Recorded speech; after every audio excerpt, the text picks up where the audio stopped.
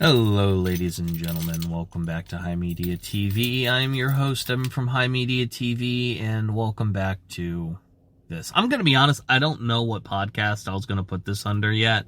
Probably not High Media Headlines, probably not Little Black Book. That is too saturated with political stuff. I'll probably put it on I Can't Shut Up Unless You Tell Me To. Welcome back to I Can't Shut Up Unless You Tell Me To, ladies and gentlemen. I wanted to talk today specifically, and as I'm driving home, obviously. Yeah, I just got out of, the job that fired me because it was a grocery store, which is always a fun gig, going back to the place that fired you and the awkwardness therein. I'm just very happy I didn't see the two managers that were in. Listen, I'm just saying that one of my coworkers did the same shit I did and got a slap on the wrist. It was absolutely a choice that they fired my ass. And also, maybe if my fucking union rep actually did her goddamn job as a union rep instead of having me call some schmuck all the way from New Jersey, 400 fucking miles away, maybe, just maybe, I would have been able to keep my job because, my union rep was actually doing her job instead of sucking corporate cock like the fucking octogenarian she is. But I digress. I want to talk today about Black Ops 7. Holy shit, I did not realize how fucking bad it was. Oh my god. Actually, it's so bad that... So, context. I saw Bricky, aka Orchid8, aka Brickstars, video on the premise, and I did not realize how disgustingly awful it was. Now, I generally believe that, I thought that Xbox and Microsoft at large was going to be, a better steward of Activision Blizzard. They've generally been better stewards of, Elder Scrolls Online and stuff, which is, the main game that I like to play, so, and Fallout 76 as well, so I'm not feeling so as bad about it. But then I saw what they did with Call of Duty Black Ops 7. Holy shit.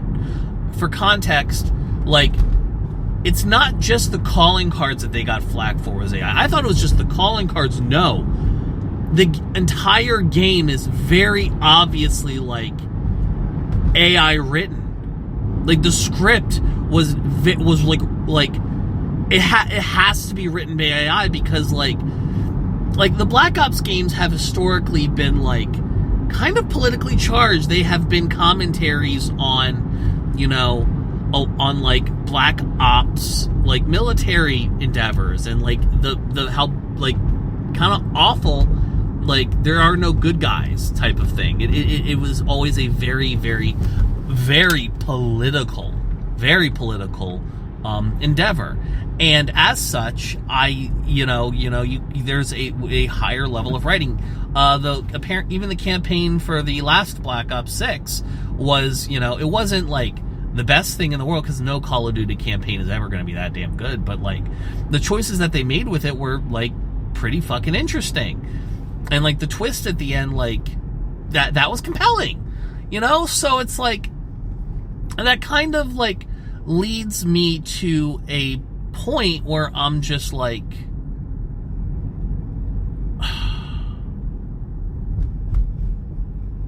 like the amount of goofy shit in that campaign with giant, monster human things and psychedelic drug-addled world, all cool, but man, dude, what the fuck is going on with it? I understand that companies are all gung-ho on AI, and I mean look at the fucking goddamn Coca-Cola Christmas ad from this year, an iconic piece of American art, even though it's through the lens of advertising.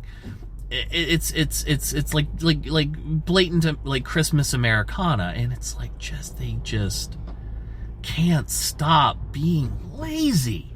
I just fucking question at the end of the day, what is the benefit here. Like, I understand that rich assholes don't want to have to pay us anymore, and they don't really, and like, even then, like, we as like the proletariat are not critical to like the commerce and the economy. I mean, we are, the stimulus checks in 2020 were emblematic of that.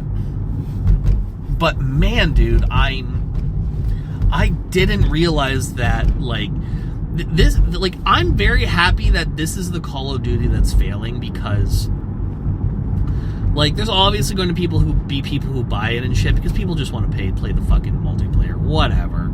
I get it. But, like, the numbers very much are being affected. People are not fucking with this AI shit, and this is like it feels like a genuinely AI-generated game. Like, not the entire thing, obviously. They had to have people working on it a little fucking bit.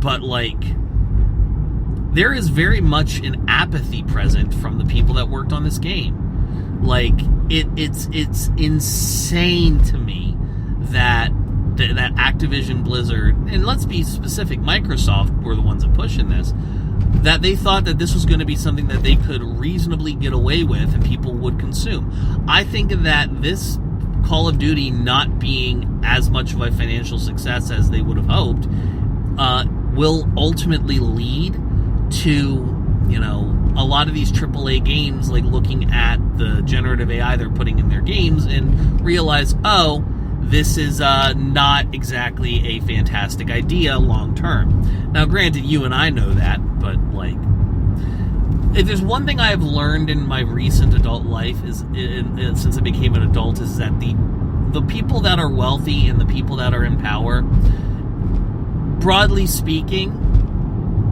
like, I feel like, people who are, like, politicians have a better pulse on what's going on. Now, granted, like, I understand that statement makes you scoff, but, like, I just say that to sort of,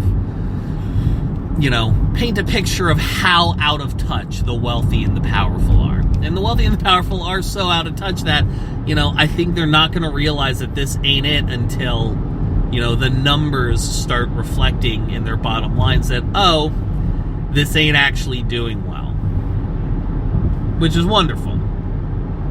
I still maintain that, the bread and the butter of good games in the year of our Lord 2025 lies in the AA in the indie space. Like your Elden Ring Night Reigns, your Helldivers 2, your No Man's Skies, like your AA games, right? And then, like, as well as your indies, like your Repos, your Lethal Companies, your dad game, your friend slop games to a degree. I don't think friend slop is a great name for these types of games. Escape from Tarkov is another really great example of, like, a great indie game that I think is another good example, especially with the aftermath of, like, Escape from Tarkov, like, launching on Steam and it being, I hate to, be that guy, a fucking shit show. But then again, I have my opinions on the extraction shooter genre, and I think the overestimation of its popularity by the games industry is just another live service-esque, battle royale-esque type of, like, hype cycle that the industry goes through. But I've talked about this at great length in other videos and podcasts, so I don't see any reason to really belabor the point here. Ultimately, I think Black Ops 7 is hopefully destined for the dustbin.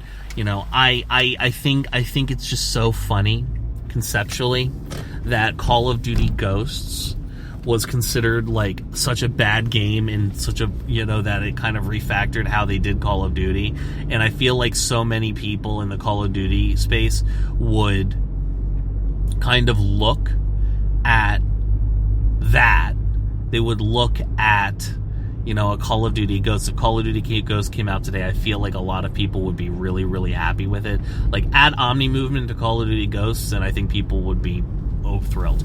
As for me, if I do end up playing any type of Call of Duty again, it's going to be when Call of Duty 6 goes on discount, and I can go back and play the Tomb in Call of Duty Zombies, which is, in my personal opinion, the best zombie map I have played in a very long time.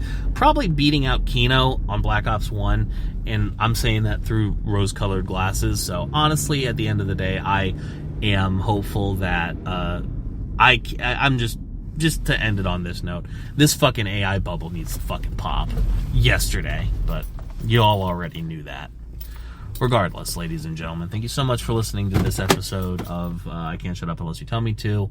I appreciate you, your time and your listenership. Like the episode and leave a 5-star rating if possible, and follow, drop a follow regardless.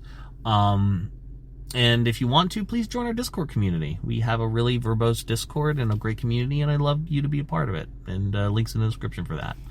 Ladies and gentlemen, thank you so much for listening. This has been HIMediaTV. I have been your host, Evan from HIMediaTV, and I'll see you guys next time.